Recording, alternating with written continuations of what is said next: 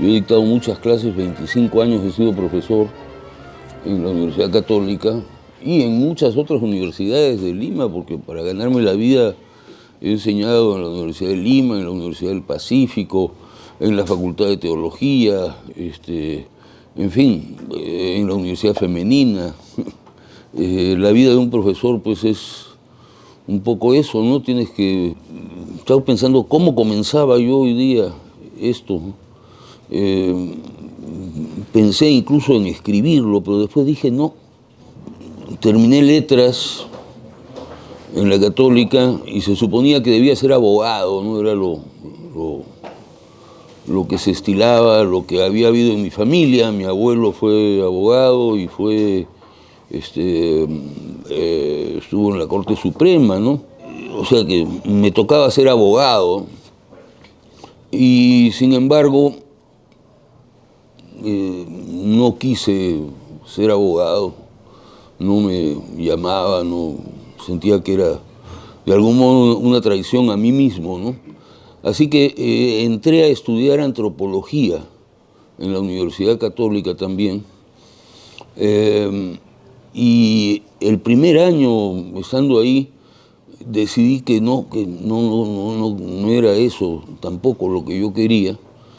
Y le dije a mi padre, no, mira, quiero dedicarme el resto del año a viajar por el Perú, mirar, ver el Perú, ¿no? Cosa que era también muy comprensible para mi padre, porque él era un conocedor de todo el Perú, ¿no? Me dijo, fíjate, yo estoy yendo a Estados Unidos y, bueno, siquiera que mejores tu inglés, ¿no? Vamos y te vemos de matricularte en algún college allá en Estados Unidos. Y eso acepté, ¿no? Y me fui casi 2 años a Estados Unidos, y después de eso yo ya sabía que lo que quería estudiar era filosofía, ¿no? En Estados Unidos mi major, o sea, porque tienen pues ellos major y minor, ¿no? Una materia principal y una secundaria, ¿no? Entonces mi major fue literatura inglesa, porque me interesaba mucho la literatura inglesa, la poesía inglesa, me interesaba Shakespeare, ¿no? Entonces, eso era mi major, y mi minor era filosofía, ¿no? Entonces, al cabo de un tiempo, regresé al Perú, entré a la Facultad de Filosofía, ya con la seguridad de que eso era lo que quería estudiar, ¿no? Ahora, estando en ciencias sociales, en antropología, cayó en mis manos, gracias a un profesor de Bellas Artes, que era don Adolfo Winternitz, cayó en mis manos un libro de Rainer Maria Rilke, poeta maravilloso, una de las glorias de la poesía alemana, ¿no? Y este libro se titulaba Cartas a un joven poeta. Y yo leí esto y quedé fascinado, ¿no? Por lo que Rilke decía ahí, ¿no? Su alabanza de la soledad, por ejemplo, ¿no? O sea, buscar la soledad para que algo en nosotros tome cuerpo, ¿no? La soledad como camino a la creación, ¿no? Y a no depender de lo que los demás digan, ¿no? Estar uno mismo en lo suyo, ¿no? Y este libro de Rilke fue para mí decisivo, ¿no? Me conmovió, me hizo pensar que después de todo mi manera de ser contemplativa, que la he tenido desde niño, he sido un niño contemplativo, creo que todos los niños lo son, ¿no? Pero en fin, lo contemplativo en mí siempre había sido muy importante, ¿no? Y mi camino, pensé yo, es la filosofía. Pero ¿qué es la filosofía? Todos tenemos algunas ideas de lo que es la filosofía. y está en la palabra, ¿no? Filosofía, amor a la sabiduría, ¿no? Filía, es amor, quizá no tiene toda la fuerza erótica que puede tener eros, ¿no? Que es también amor, ¿no? O sea, filía se aplica más bien, en castellano nos queda como filial, ¿no? Lo que tiene que ver con los hermanos, ¿no? La filosofía es un amor, ¿no? Y es un amor que, o sea, que no es una disciplina científica, no es lo que es la química o la física o la biología, ¿no? Sino una incesante búsqueda, ¿no? De algo que, bueno, no es tan fácil. ¿Y qué cosa es esto que no es tan fácil? El ser, pues la realidad, lo que es, ¿no? Toón, dicen los griegos, ¿no? Lo que es. Y acercarnos a lo que es, por supuesto que Husserl dijo que el filósofo es un eterno principiante, ¿no? Eterno principiante, el filósofo es un eterno principiante y creo que es así, ¿no? El filósofo no es alguien que se queda tranquilo con los conocimientos que tiene, sino que busca la sabiduría, ¿no? La sabiduría, que es algo más que los conocimientos, ¿no? Un montón de conocimientos no me hacen sabio, ¿no? Lo que, bueno, Whitehead dice que la sabiduría consiste en saber usar el conocimiento, ¿no? Bueno, es una manera posible, ¿no? De verlo, pero de todas maneras la sabiduría, como dice Heidegger, está siempre dándonos la espalda, ¿no? El ser está siempre dándonos la espalda, o sea, queremos acercarnos a lo que es, pero no es tan fácil. Nuestra experiencia corriente, rutinaria, si quieren, es de una estupidez total, ¿no? O sea, si pensamos, quizá pensemos un minuto al día, ¿no? O sea, y eso, los filósofos, no es tan fácil, pues, ¿no? Oh cielo hondo y diáfano, dice don Abraham Valdelomar, ¿no? Me enseñaste a pensar, oh cielo hondo y diáfano, me enseñaste a pensar, ¿no? La filosofía tiene que ver con esta búsqueda, tiene que ver con el silencio, la búsqueda del silencio, tiene que ver también con la lectura, hoy día digo, ¿no? Es decir, si alguien tiene una vocación filosófica, va a devorar libros, ¿no? Como me pasó a mí, ¿no? Yo leía 12 horas diarias, ¿eh? En mi época universitaria me perdí cuántas cosas, ¿no? Seguro me perdí bailes, me perdí fiestas, en fin. Pero había una cosa que me llamaba muy intensamente. En realidad, a partir de otro libro maravilloso que me cautivó también, que es El Fedro de Platón, ¿no? Ese diálogo que habla de el amor como una locura divina, ¿no? O sea, en realidad no es a través del razonamiento pausado y correcto de un profesor, ¿no? Sino hay una experiencia fundamental que es esto que Platón aquí, en el Fedro, que algunos de ustedes han leído, ¿no? Pero en fin, y si no lo han leído, yo se lo recomiendo mucho, ¿no? El Fedro es un libro maravilloso, ¿no? Y quizá es el libro central de Platón, ¿no? La filosofía, pues, es un amor, ¿no? Es una obsesión. En algunos casos yo he dicho también, y perdonen que meta tanto mi vida personal, la vida de uno tiene algo que ver con sus amores, ¿no? Y en este caso yo creo que sin ser vanidoso ni nada, yo he cultivado un amor por la verdad, por lo que es, a lo largo de toda mi vida y mi literatura, ¿no?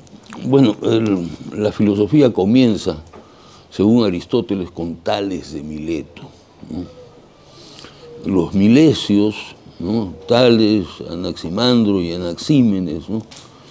Que buscan el arjé, el principio, ¿no? El principio del universo, ¿no? Entonces, ahora, estos filósofos están todavía en el ámbito del mito, ¿no? Porque, por ejemplo, cuando Tales de Mileto dice que el arjé es el agua, o sea, el agua es el principio del universo, ¿no? ¿Qué quiere decir con el agua? ¿No? No es tan claro, ¿no? ¿Por qué? Porque además hay otros fragmentos de Tales, todo está lleno de dioses. Entonces, ¿qué cosa? ¿El agua es divina? Bueno, eso ya lo sabemos, ¿no? También es verdad, el agua es divina, ¿no? Estos primeros filósofos están todavía en el ámbito del mito, ¿no? No son completamente racionalistas, quiero decir, ¿no?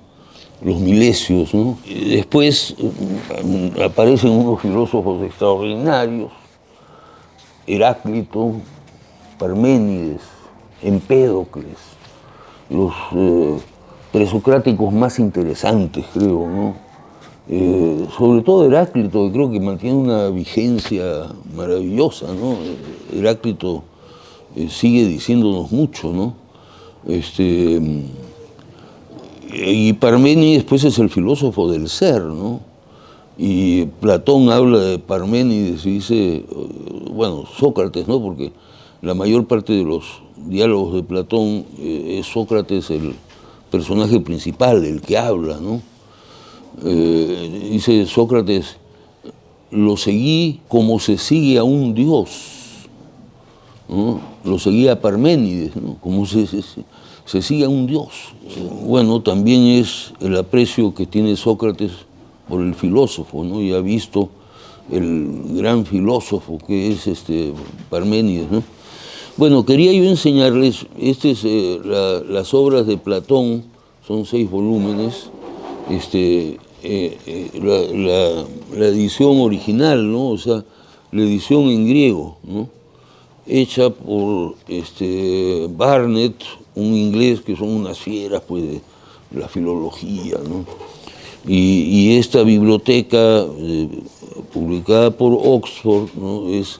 Acá están los textos en griego, pero por supuesto yo no quiero fastidiarlos con los textos en griego.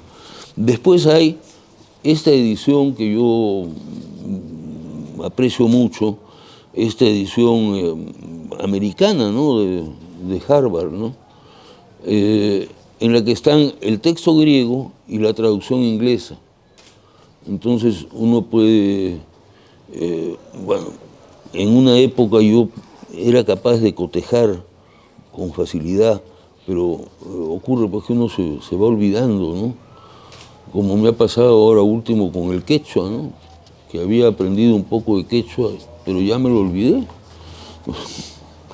Y así pasa, pues, ¿no? con las lenguas, ¿no? Pero estos libros, todos libros que están en la biblioteca, aquí, ¿no? Y que ustedes pueden venir a leerlos acá, ¿no? La filosofía es, por un lado, eso que hemos dicho, pero por otro lado, dice Platón, surge del asombro, del zaumatzein. O sea, cuando nos asombramos, ahí es que comenzamos a filosofar, ¿no? Yo encontré en estos días un poemita que se los quiero leer, de un poeta que yo no conocía, se llama Conrado Nalé Roxlo, ¿no? Pero no importa, lo imprevisto. Señor, nunca me des lo que te pida, me encanta lo imprevisto, lo que baja de tus rubias estrellas, que la vida me presente de golpe la baraja contra la que he de jugar. quiero el asombro de ir silencioso por mi calle oscura, sentir que me golpean el hombro, volverme y ver la faz de la aventura. Quiero ignorar en dónde y de qué modo encontraré la muerte. Sorprendida sepa el alma a la vuelta de un recodo que un paso atrás se le quedó la vida. Me interesa por esto de el asombro, ¿no? Lo imprevisto.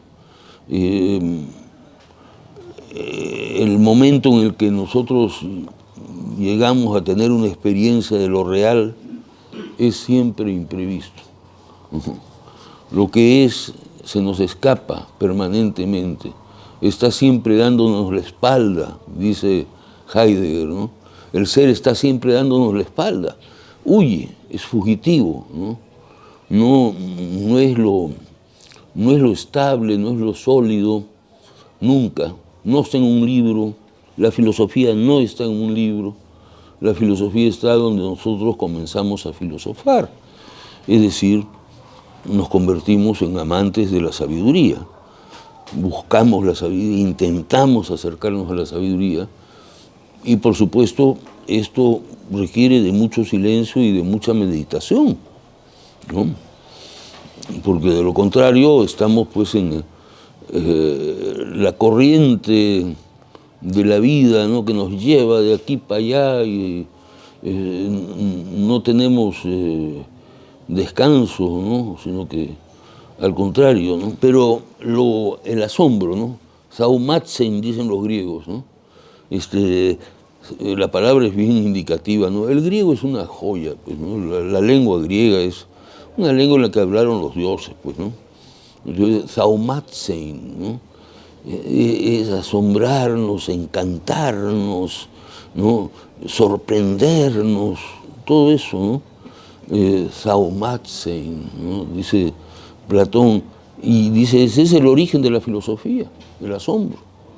Cuando nos asombramos y nos salimos del pensamiento rutinario, encontramos quizás el camino hacia alguna verdad, ¿no?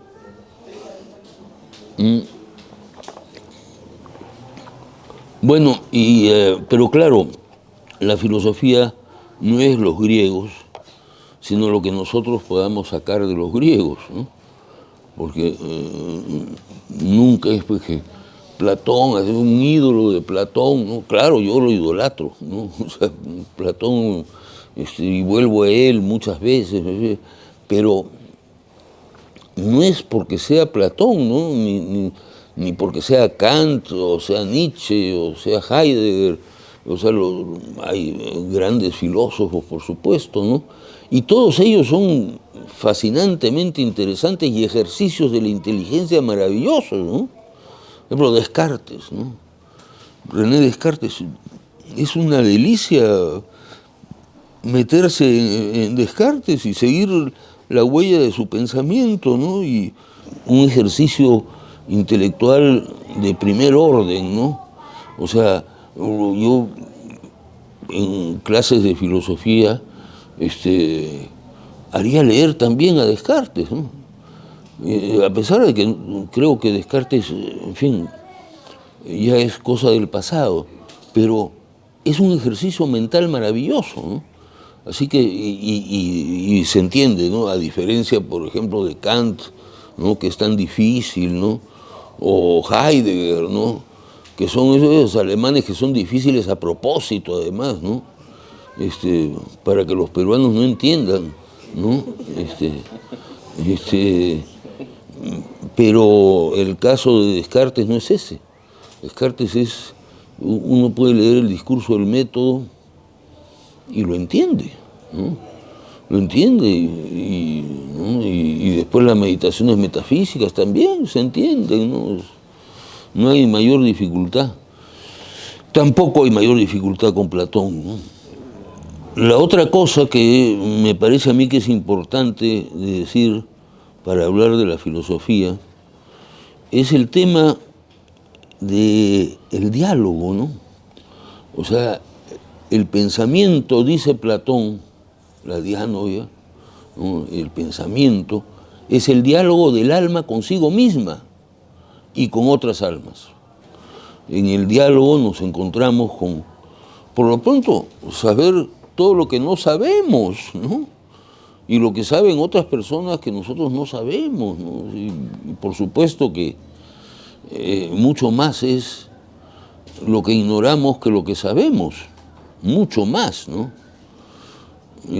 Por ahí había un poemita, ¿no?, que decía: camino mirando y mirando, veo tanto, cuánto no veo, ¿no?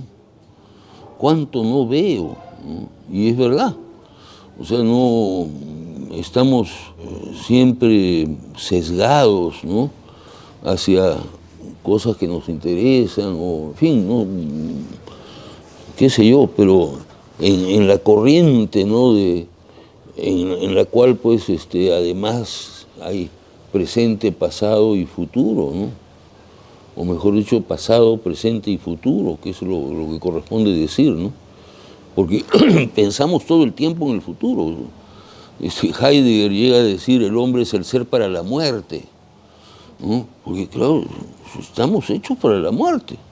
O sea, nos vamos a la muerte, querramos o no, ¿no? O sea, claro, no quiero yo fastidiar a la gente joven que piensa que los que se mueren son los otros, pero inevitablemente la muerte aparecerá, y ojalá, como dice, me encantó ese poemita, no sé si he logrado transmitirlo, ¿no?, pero quiero ignorar en dónde y de qué modo encontraré la muerte. Sorprendida, sepa el alma, a la vuelta de un recodo, que un paso atrás se le quedó la vida. Un paso atrás se le quedó la vida, ¿no? Bueno, pero el diálogo, ¿no? Platón dice que, y de vuelta Platón, ¿no?, pero también Aristóteles, ¿no?, que fue discípulo de Platón, ustedes saben, ¿no? Fue discípulo de Platón por 20 años, ¿eh? O sea, 20 años estuvo Aristóteles en la academia de Platón, y además, mientras estuvo Platón, no dijo ni chis ni mus, ¿no? O sea, y bueno, Aristóteles es inmenso también, ¿no? No se puede negar, además que ha sido tan importante en nuestra cultura, ¿no?, en la cultura europea, y estamos hablando en castellano, pues querramos que no, ¿no? O sea, yo soy un admirador del quechua, pero aquí estamos pensando en algo que es occidental, y efectivamente la filosofía es un invento occidental. La inventaron los griegos, ¿no? Inventaron esta manera de pensar racionalista, ¿no? O sea, Sócrates es un racionalista total, ¿no? O sea, la razón es lo que prima ahí. Lo mismo que en Platón y en Aristóteles, ¿no?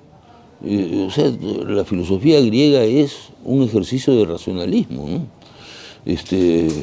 Pero de un racionalismo que se orienta hacia algo que, bueno, lo que es no es ni racional ni no racional.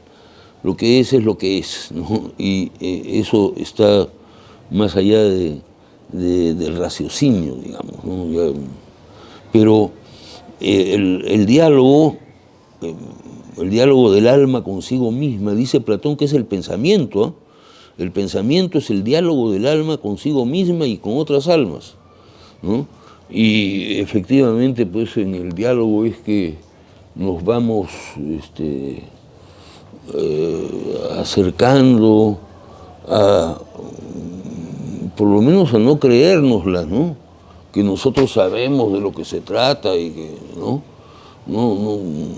En el diálogo, en el encuentro con otras personas, tenemos que reconocer que somos uno más y que podemos pensar juntos, ¿no? Y de eso se trata, ¿no? Los diálogos de Platón son eso, ¿eh? Es pensar junto con alguien, ¿no? Bueno, y la otra cosa, bueno, por supuesto la famosa frase de Sócrates, ¿no?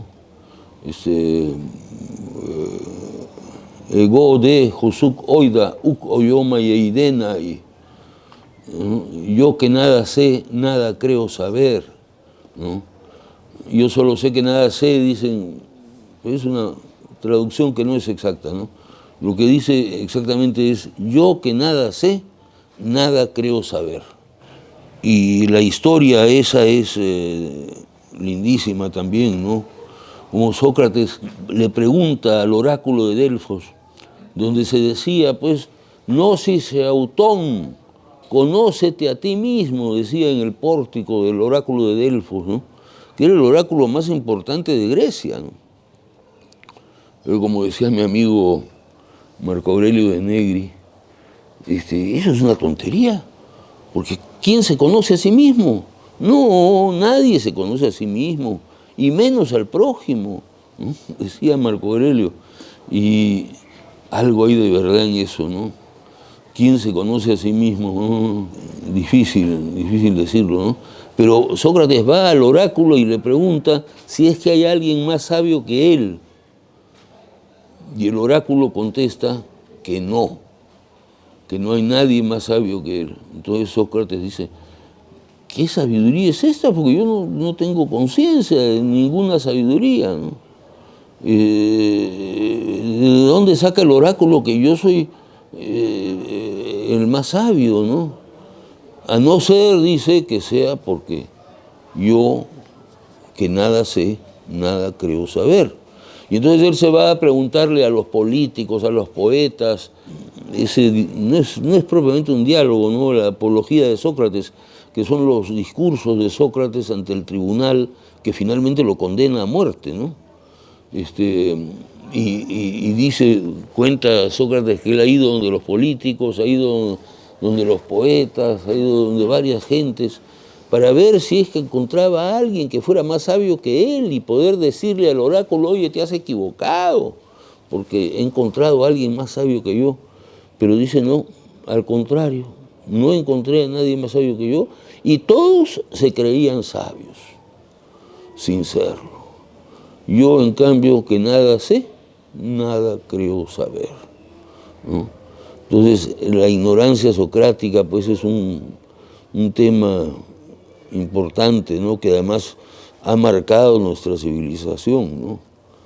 Quieran que no, ha marcado con fuerza, ¿no? Porque los más grandes no se la creen, ¿no? Y efectivamente, pues no, ¿quién puede decirse sabio, ¿no? Podemos ser filósofos, podemos ser amantes de la sabiduría, buscadores de la sabiduría, eternamente principiantes, ¿no? Como un niño, ¿no? O sea, los niños son filósofos, ¿eh? Los niños hacen preguntas bien filosóficas, ¿eh? Como dice Heidegger, el filósofo es un niño que piensa como grande, y algo de niñez y de ingenuidad tiene que haber en esta búsqueda. Y humor, por supuesto, siempre humor, ¿no? Porque tampoco el humor es indispensable, ¿no? En general en la vida, ¿no? Pero en el caso de la filosofía, creo que con más fuerza aún, ¿no? Creo que tenemos que recordar que el humor es muy importante. Después, este libro de Martin Heidegger, o sea, de un filósofo contemporáneo, ¿no? O sea, no quiero quedarme en ninguna cosa histórica, ¿no? ¿Qué es esto, la filosofía? Bueno, ¿a qué disposición conduce esta voz del ser al pensar de nuestros días? La pregunta puede apenas ser respondida sin equívocos. Es presumible que domina una disposición fundamental, disposición que pertenece todavía encubierta para nosotros. Esto significa un signo, el signo de que nuestro pensamiento contemporáneo no ha descubierto todavía su camino definitivo. Lo que esto es la filosofía no lo conoceremos ni aprenderemos sino cuando sepamos cómo, de qué manera es la filosofía.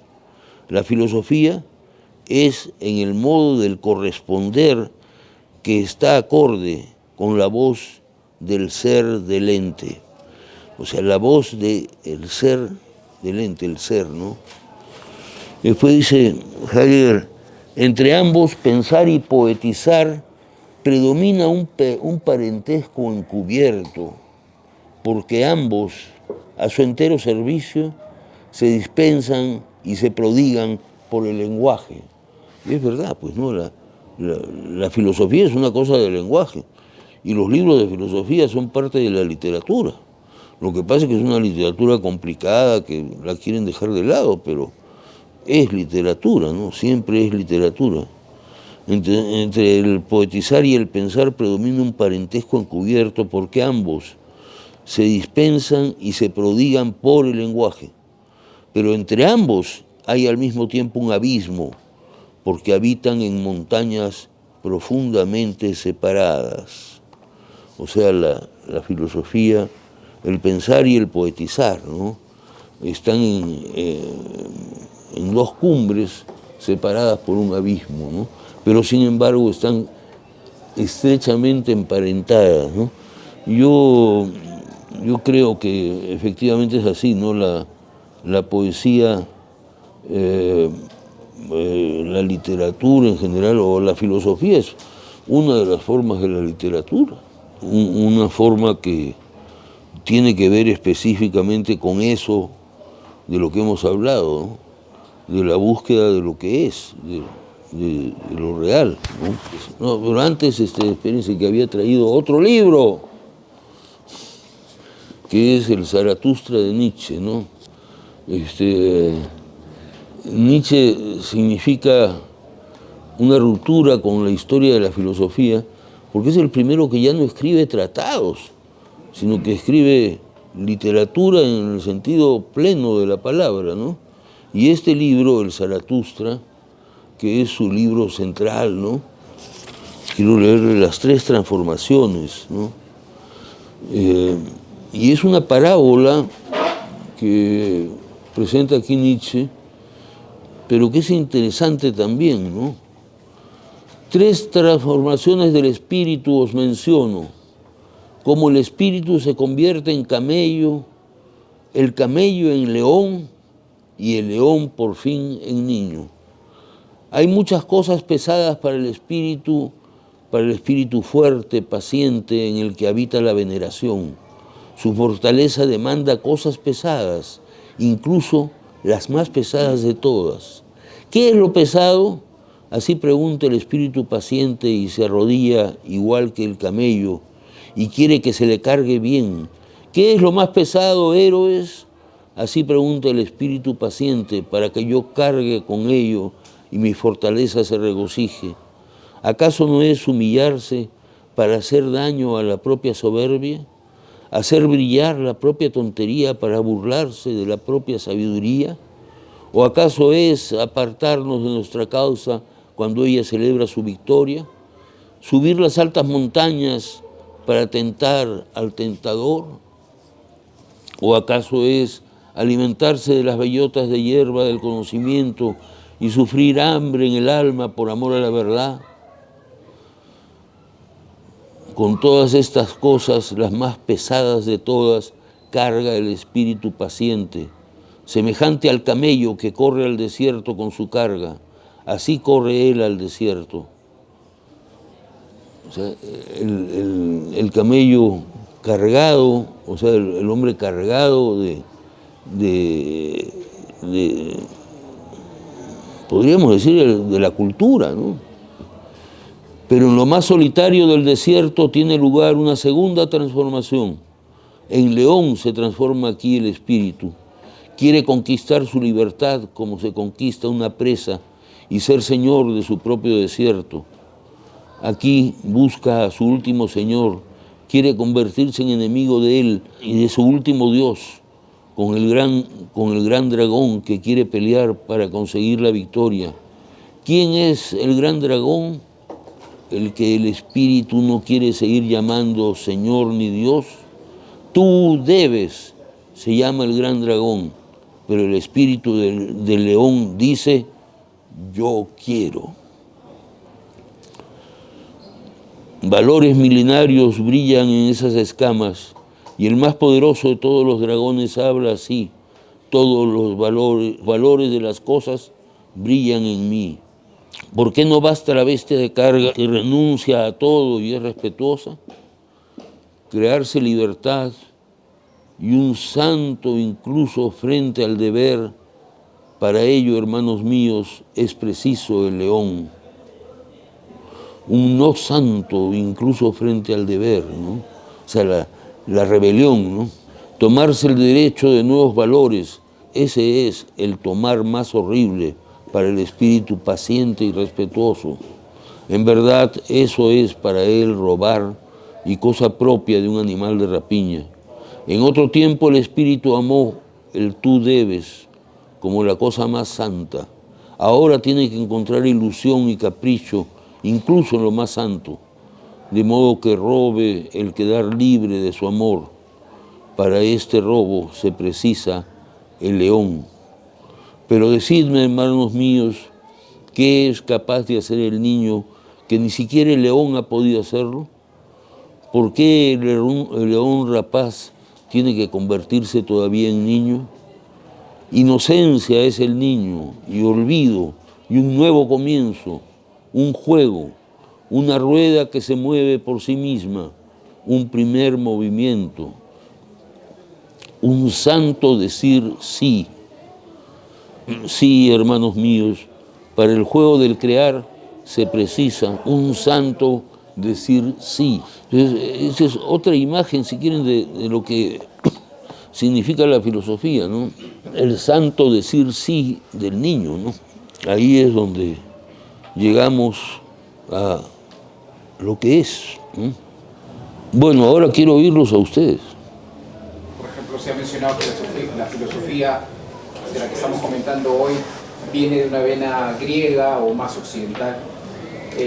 Si, por ejemplo, alguien en China o en algunas otras culturas orientales empieza a filosofar, ¿va a encontrarse en un camino congruente hacia lo que es o va a actuar la cultura como determinar finalmente con caminos paralelos? No, es una muy buena acotación, ¿no? Porque efectivamente hay pensamiento en la China, en la India, en el antiguo Perú, hay pensamiento, ¿no? Pero ese pensamiento está siempre mezclado con el mito, ¿no? No sé, los que logran hacer esa distinción, esa separación, son los griegos, ¿no? El racionalismo griego, ¿no? Y por algo la cultura de Occidente sale de los griegos, ¿no? O sea, toda la tecnología, hasta el último aparatito de teléfono, ¿no? Si ha sido posible es porque hubo estos griegos que comenzaron a pensar de una manera especial, ¿no? Imagínense el telefonito, eso a mí me parece magia, ¿no? O sea, claro, sabemos que no, que lo inventaron unos gringos, ¿no? En Silicon Valley, ¿no? Pero esos gringos, pues qué brillantes, ¿no? O sea, cómo hicieron todo eso, ¿no? Ya con la televisión era una cosa sorprendente, ¿no? Eso de los aviones. Hasta Arguedas se escribe una oda al jet, ¿no? Porque le fascinó la idea, ¿no? El jet, ¿no? Y es que es increíble, ¿no? O sea, la tecnología que tenemos ahora es... Ustedes pregunten, pues, por Platón en la internet y van a tener, pues, una información nutrida, ¿no? O sea, de cualquier tema, ¿no? Y ahora la inteligencia artificial, ¿qué me comentan, no? O sea, yo yo ya no sé qué pensar de esas cosas, ¿no? Y escuchando lo que dice Nietzsche en Así habló Zaratustra, que es el camello, el león, el niño, ¿no? Que es más o menos también que podría ser que nosotros seamos ese niño y que pasemos por todas esas transformaciones para llegar a ser niño, que sería como que el hombre, ¿no? Sería como que el hombre, pero el siempre aprendiz, el que necesita descubrir todo desde su ingenuidad, pero también desde su capacidad de ser y de reconocerse, ¿no? en lo que lo habita, lo que el contexto lo rodea. Un poco desde ahí, y bueno, una pregunta sencilla tal vez, ¿no? Como dices, esto nunca se acaba, y entonces cuando llegamos a ser ese hombre maduro, consciente, ¿cuándo es? Nunca. ¿Qué dices tú? Por algo, pues, la gente dice que la filosofía es una tontería, ¿no? Porque nunca llegan a nada. Y efectivamente nunca llegas a nada, porque es una apertura, ¿no? Es una búsqueda, pero ¿a qué llegamos, no? Finalmente, no vamos a ganar plata, no vamos a ganar prestigio, no vamos a ganar honores, no vamos a ganar nada, ¿no? Pero hay quienes pues no podemos dejar ese camino, ¿no? Porque estamos siempre buscando, ¿no? Y bueno, yo quiero insistir, ¿no? La necesidad de la lectura en esta época, ¿no? Porque la lectura es una manera de la meditación también, ¿no? Y leer a los grandes maestros, es acercarnos a las grandes cosas, ¿no? Así que pienso yo, en mi caso, mi papá era lector, mi mamá no. Mi mamá creo que no le gustaba que mi papá le leyera en voz alta, pero no era lectora. Pero mi papá casi no estaba en la casa porque era minero y se iba a la sierra. Y luego fui a un colegio idiota donde no me hicieron leer, no me despertaron el gusto por la lectura, ¿no? Que sí hubiera podido despertar en mí mucho antes, ¿no? Pero cuando llegué a la universidad, ahí fue que me encontré con gente como el doctor Honorio Ferrero. Ahí comencé yo a leer, y después cuando ya decidí estudiar filosofía, como les digo, leía yo 12 horas diarias, ¿no? Y no les miento. Mi mamá andaba muy preocupada por mí. Sobre todo algún día que tocó la puerta y me dijo, oye, llévame donde María Julia. María Julia era su costurera, ¿no? Y yo no sé qué le dije, pero estoy leyendo a Aristóteles, no me fastidies, ¿no? Menos mal que ahí quedó la cosa, ¿no? Porque, bueno, cualquier cosa que sea de vocación, ¿no? O sea, lo que hace uno por vocación, porque no lo hace por obligación, sino por vocación, ¿no? Nos lleva, pues, en el caso del hombre moderno, a la lectura también, ¿no? La lectura es... En la filosofía se habla mucho, se habla de la vida, de la muerte, de la belleza, y yo creo que el ser humano puede, o la persona puede encontrar en la filosofía, a través de la lectura, estos temas que a veces no se conversan, que no se comentan, no se conversan, o la gente tiene muy dentro de ellos y no lo saben exportar, no lo saben poner en el diálogo, ¿no? Entonces pierden a algún ser querido, en fin, y nunca se habló de qué pasó, ¿no? La persona dónde se fue, dónde quedó. Entonces la filosofía te hace que tú puedas sacar sobre la mesa un montón de temas que no es fácil, ¿no? Entonces, psicológicamente o mentalmente yo creo que ayudan bastante, ¿no? Bueno, pues tú has mencionado ahí un tema que es el de la belleza, ¿no? Platón dice que la belleza es aquello que es más posible o es más susceptible de despertar en nosotros el amor por la sabiduría, ¿no? Y es verdad, la belleza es, pues la belleza es inmediata, ¿no?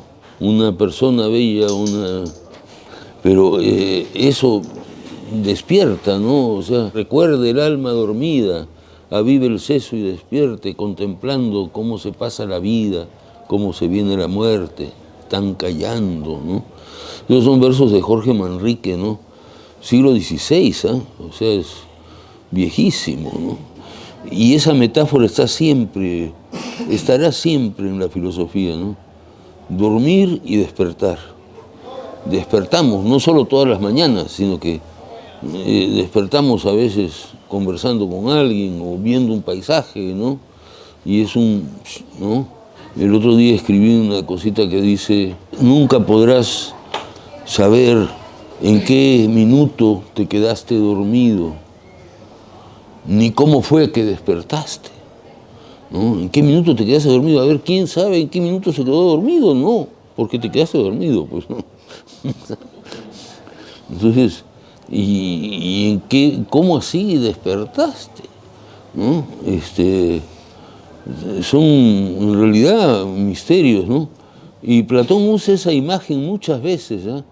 La imagen del despertar, ¿no? Hay muchas imágenes para lo que es la filosofía, ¿no?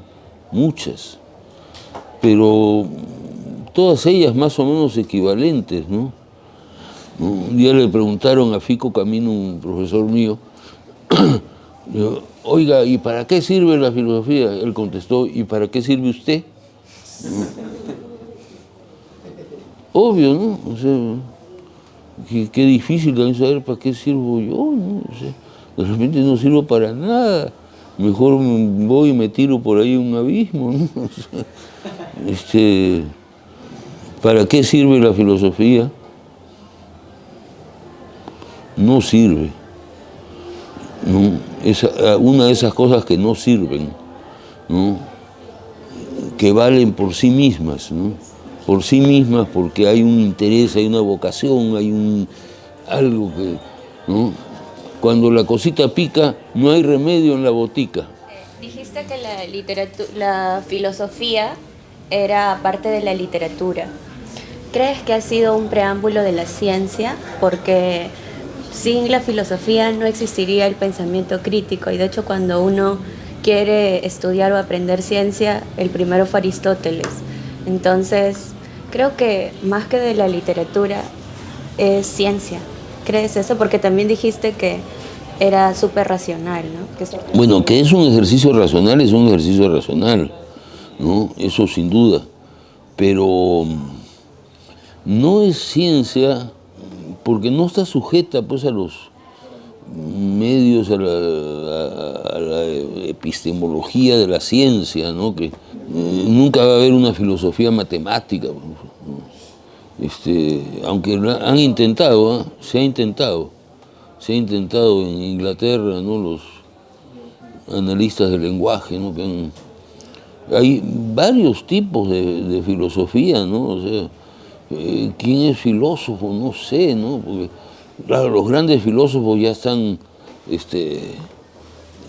santificados, si quieren, no sé, ya, los grandes filósofos, pero bueno, pero la filosofía no es para los grandes filósofos, es para la gente que se pregunta sobre la vida, sobre la muerte, qué cosa es la naturaleza, gente que se pregunta sobre Dios o los dioses, o cómo es eso, o la muerte, ¿no? ¿Qué pasa después de la muerte? Uy, creo que nadie lo sabe. Para asombrarse hay que ser niño o también aceptar ser ignorante, de alguna forma.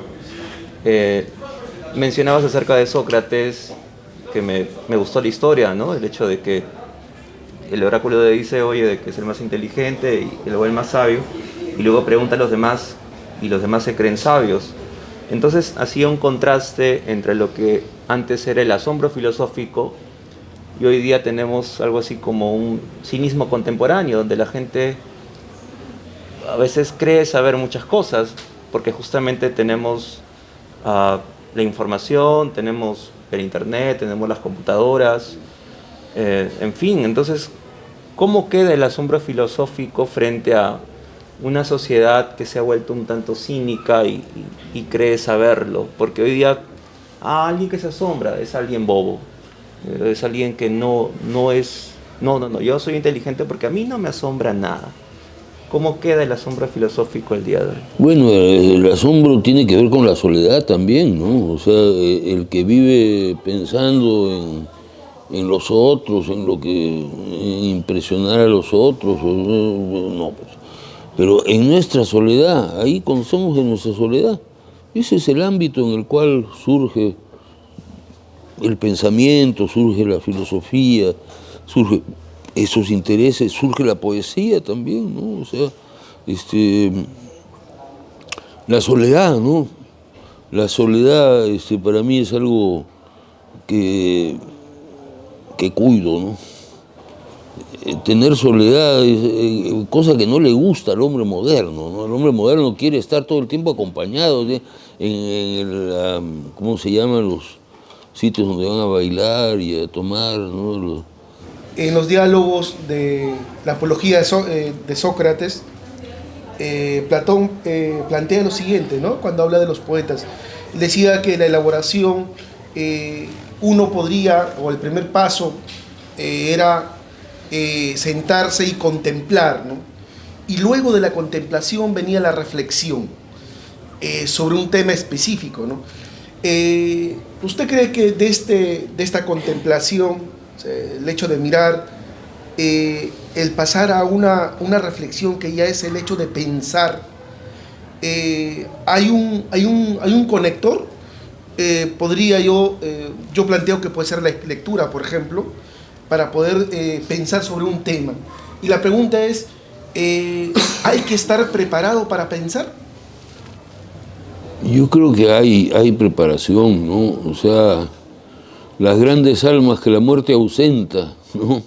O sea, en los libros podemos tener ¿por qué no? Pues ganar lo que han escrito los grandes del pasado, ¿no? Es una conversación también, es un diálogo. O sea, yo leyendo un diálogo de Platón, estoy realizando un diálogo con Platón, ¿no? O sea, yo estoy ahí en el diálogo, ¿no? Entonces, pienso yo que sí puede haber preparación. Además, fíjate, el lenguaje, ¿no? Que nos viene de niños, ¿no? El lenguaje ya es algo que nos han donado, ¿no? Nos han donado nuestros padres, nuestros maestros, ¿no? Y sin el lenguaje, mira, sería bien difícil, bueno, sería imposible el diálogo, ¿no? Para comenzar, o sea, sería imposible conectarme con otros seres humanos y enriquecerme en ese contacto, ¿no? Pero la lectura, yo insisto, hay que tener un espacio para la lectura, ¿no? La lectura de los grandes, ¿no? No lean tonterías, ¿no? No lean novelitas de moda, ¿no? Pero sí lean a César Panduro. No, César es un escritor serio, pues oye, y lo que escribe vale la pena, sin duda, ¿no? La filosofía no es una religión, pues, no es una religión y no te va a dar ninguna certeza, ¿no? Siempre todo es revisable en filosofía, todo, absolutamente todo, ¿no? Y por eso es que también es creativa, ¿no? Porque vamos a otras cosas, ¿no? Y tu primera pregunta era de qué. La voz interior que habla de sí. intuición. ¿Cómo llegamos a ella? Bueno, en el caso de Sócrates era una intuición que le decía lo que no debía hacer, pero no le decía lo que debía hacer, ¿no? Y por eso dice ahí en el discurso de la apología, pues, que En ningún momento la voz interior le ha dicho que estaba mal lo que estaba haciendo, ¿no? A pesar de que finalmente pues lo condenaron a muerte, ¿no? Bueno, Sócrates es un personaje increíble, ¿no? Al final del banquete, Sócrates se queda toda la noche meditando, de pie, ¿no? Al final del banquete, en el banquete han tomado, ¿eh? Pero se queda toda una noche y los guardias que están ahí dicen, ¿no? No se ha movido toda la noche. O sea, Sócrates es un meditador, pues, de los grandes, ¿no? O sea, es un hombre que medita, que se queda en silencio, ¿no? Hay ahí una experiencia, ¿no? Ahora, Sócrates es, pues, maravilloso personaje, ¿no? Maravilloso y admirable, ¿no? Cuando hablaste acerca de que es imposible el autoconocimiento, ¿no? Lo mencionaste. Para mí fue un poco desalentador, ¿no? Que el ser humano no pueda autoconocerse. En las condiciones actuales, supongo que ahora mismo todos nuestros pensamientos juntos hemos superado la primigeria, la primaria de la filosofía, ¿no? Con los grandes filósofos griegos y esto, ¿no?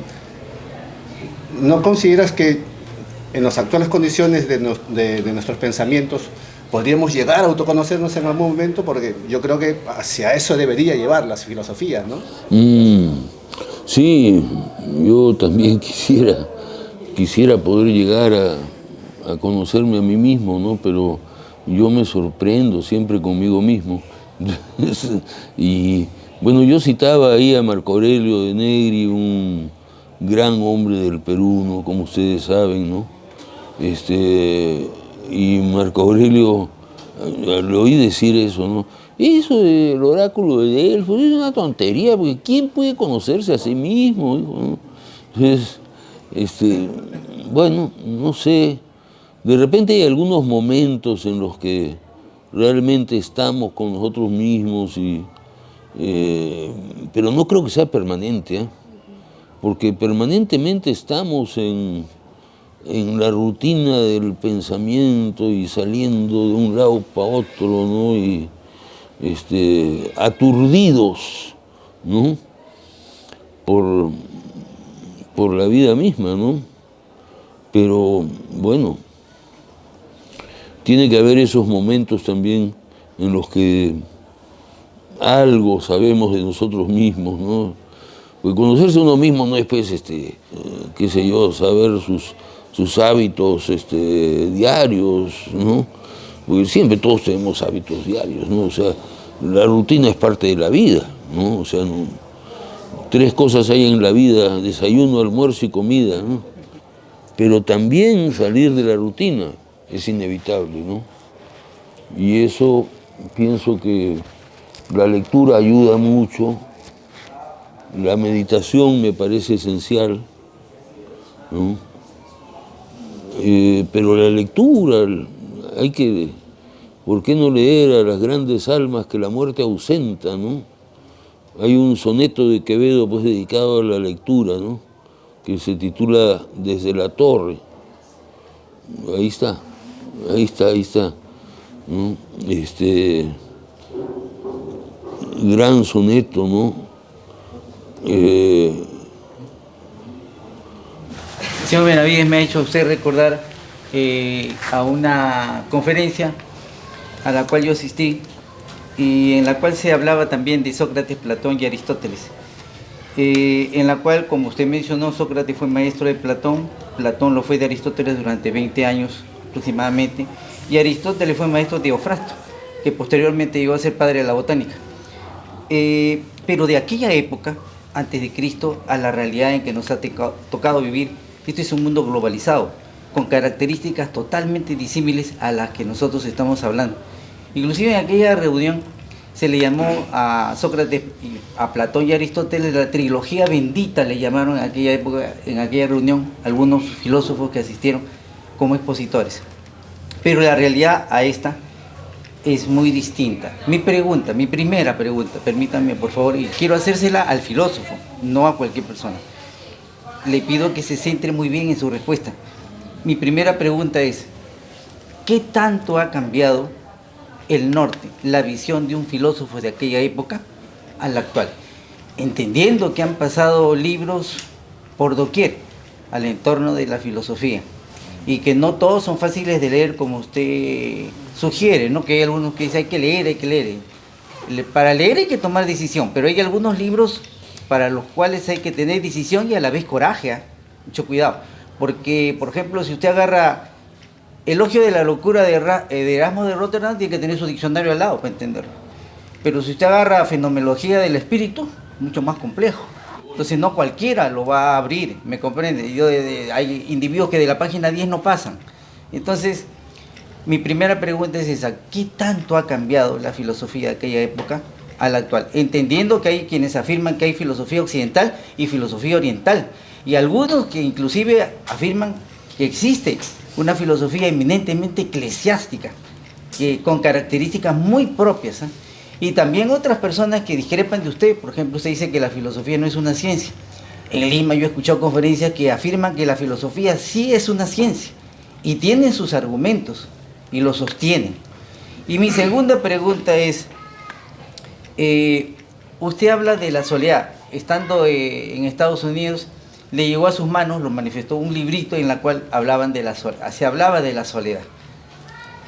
Pero la soledad, quieras o no es tan mala, creo yo, porque la soledad es defendida por Nietzsche. La soledad es defendida contemporáneamente por Charles Bukowski, ¿no? Y es bueno, hay veces, tener minutos de soledad. Mi segunda pregunta, para usted, desde el punto de vista filosófico, ¿qué cosa es la soledad? Gracias. Yo aprecio mucho la soledad, no, todo lo contrario de lo que usted sugiere. Ahora, ahí me parece que hay algo muy importante, ¿no? O sea, ¿qué cosa puede brindar la filosofía en esta época? La verdad es que es difícil contestar a eso, ¿no? Porque estamos en una circunstancia completamente distinta, ¿no? O sea, Platón no tenía un telefonito, ¿no? Estamos en algo rarísimo. Desde el siglo XX ha ocurrido una cosa pues excepcional, ¿no? O sea, no estamos en... imagínense ustedes, la invención del plástico nada más, ¿no? Y la basura, la cantidad de basura plástica que tenemos hoy día, ¿no? Nuestros abuelos, mis abuelos, no vieron el plástico y su basura era limpia, ¿no?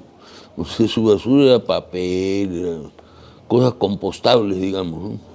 Pero volviendo a eso, yo aprecio mucho la soledad, no creo que sea negativa, ni mucho menos, al contrario. La soledad, el silencio y la meditación, ¿no? Que van juntos, ¿no? Para tratar de acercarnos a una realidad, ¿no? O sea, tratar de no engañarnos, ¿no?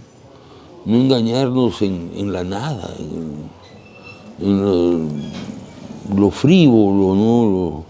En lo que estamos muchas veces y que es inevitable, ¿no? O sea, tampoco es que podamos salir de eso totalmente, ¿no? Entonces, un religioso o alguien que cree o sigue una filosofía de vida con una metafísica que te dice que hay una vida después de la muerte, ¿no puede vivir una vida auténtica? ¿O cómo lo plantea Heidegger? Por supuesto que puede vivir una vida auténtica, pero no una vida filosófica, ¿no?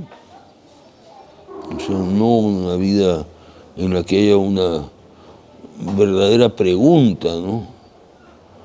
La pregunta que hace una más bella pregunta, dice un poeta, ¿no?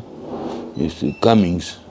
La pregunta que hace una pregunta más bella, ¿no? O sea, más allá de la... O sea, preguntar y preguntar sobre lo que se pregunta, ¿no? Y,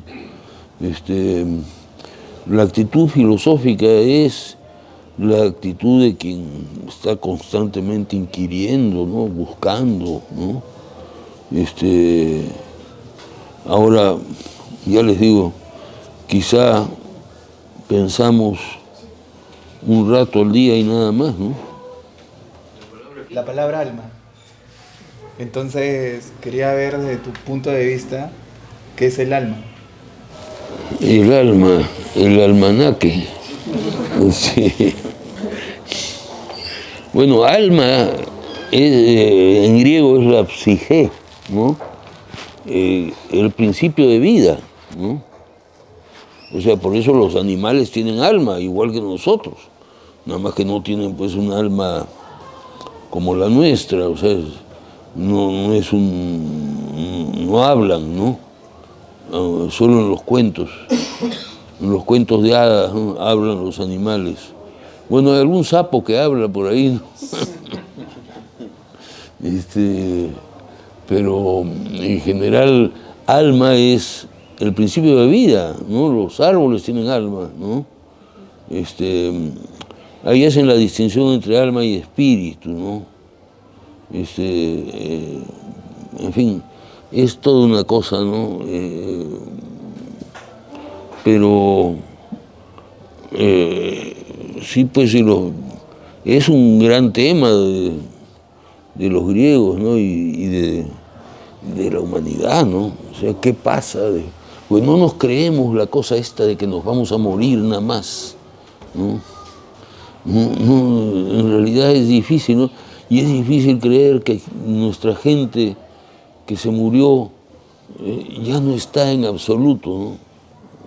Yo creo que hay algún sentido en el cual sospechamos que nuestros difuntos están por ahí, ¿no? Y que más allá de nuestro recuerdo, digamos, ¿no? Y que a veces hasta nos pueden dar señales, pero también hay un peligro ahí, ¿no? De terminar en la superstición, ¿no? Y Platón es también escéptico, ¿eh? O sea, Platón dice sus mitos y todo esto, pero sí es correcto creer en las antiguas y santas tradiciones que hablan de la inmortalidad del alma, ¿no? Pero no hay una demostración, ¿no? El Fedón, que es el diálogo en el que Sócrates al final muere, ¿no? Y que el tema es qué va a pasar con el alma, ¿no? Y por supuesto no llegan a ninguna conclusión, como en todos los diálogos de Platón, ninguno llega a conclusiones, ¿no? O sea, todos terminan en una duda mayor, ¿no? Pero es que, y por eso es que Platón pues es un maestro de filosofía maravilloso, ¿no? Es un trampolín para pensar, ¿no? Platón nos lleva a incertidumbres mayores, ¿no? Sócrates, ¿no? Que es el personaje principal en casi todos los diálogos, porque en las leyes ya no aparece Sócrates, ¿no? Y quizá es señal de que Platón está tratando temas que no eran socráticos, ¿no? Pero esa es las leyes, que es el último de sus diálogos, ¿no? Que es muy interesante también, ¿no? Una consulta más. A mí me quedó dando vueltas un comentario que hizo sobre si los filósofos griegos, usted dijo que inventaron la filosofía, ¿no? Entonces yo me quedé pensando, como decía acá el señor, sobre los budistas, sobre Confucio y las otras ramas de la filosofía, las otras personas, porque considero que el cuestionarse es una actitud humana, ¿no? Entonces me parece que la filosofía más bien podría ser el desarrollo, ¿no? O sea, desarrollarse a través del tiempo, y se ha colaborado con revisar algunos libros y que nos ayudan a ir buscando nuestras propias respuestas. Porque como decía también, yo puedo estar leyendo a Aristóteles, pero estoy compartiendo o Platón una conversación, pero que ayuda a despertar o comienza a armar las cosas o poner en su sitio mis pensamientos y mis cuestiones. Por eso es que también entiendo que uno no termina de conocerse, ¿no? Porque este camino y este proceso que genera también asombro, y ahí está la belleza de ir descubriendo cosas que satisfagan estas preguntas que pueden generar angustias también, ¿no? Entonces, no me quedó claro o no me satisface pensar que los griegos la inventaron. No, me va por ahí. Creo que fue más un desarrollo. Bueno, la palabra inventaron, pues también, porque no es que la inventaran, la filosofía surge entre los griegos, ¿no? Como una ocupación racional, ¿no? Ahora, claro que hay pensamiento, lo he dicho también, ¿no? En la India, en la China, en el antiguo Perú, ¿no? Por supuesto que hay pensamiento, pero ese pensamiento está mezclado con otras cuestiones míticas, digamos, con mitos, ¿no? En cambio, en los griegos, oye, increíble, pues, por ejemplo, el poema de Parménides, ¿no? Que es lo único que escribió, ¿no? El poema se titula Acerca de la naturaleza, Perifuseos, ¿no? Acerca de la naturaleza. Y en el poema Parménides sale en un carro, hay un profeta en la Biblia también que sale en un carro de fuego y que se va, ¿no? Entonces los carros que me llevan, dice, y es una cosa mítica, ¿no? Que son ahí unas musas que lo llevan, ¿no? Y llega donde la diosa, ¿no? Atenea, se supone, no sé, no es seguro, y la diosa le dice, el ser es y el no ser no es. Ya no es el lenguaje de los dioses, sino es un lenguaje que intenta ser racional, ¿no? Y lo mismo es ser y pensar, dice una línea de Parménides, ¿no? De Parménides solo quedan fragmentos, ¿eh? Pero podríamos, si ustedes quieren, dedicar la próxima sesión a los presocráticos, ¿no? Y traer los textos y verlos, ¿no? Parménides y Heráclito, ¿no? Son interesantísimos y tienen una actualidad maravillosa, ¿no? Pero entonces la diosa pues ya no es un ser mítico, sino es un poco una filósofa, ¿no? O sea, ocurre algo que no ocurrió en ninguna otra parte, y por eso la civilización de Occidente viene de ahí, ¿no? Entonces, con sus buenos y sus malas cosas, ¿no? El telefonito viene directo de los griegos, ¿eh? La bomba atómica también, en fin, toda la civilización de Occidente salió de ahí, ¿no? Y salió de este afán racionalista, pues. No sé qué otra palabra usar, ¿no? Bueno, muchas gracias, muchachos, ¿no?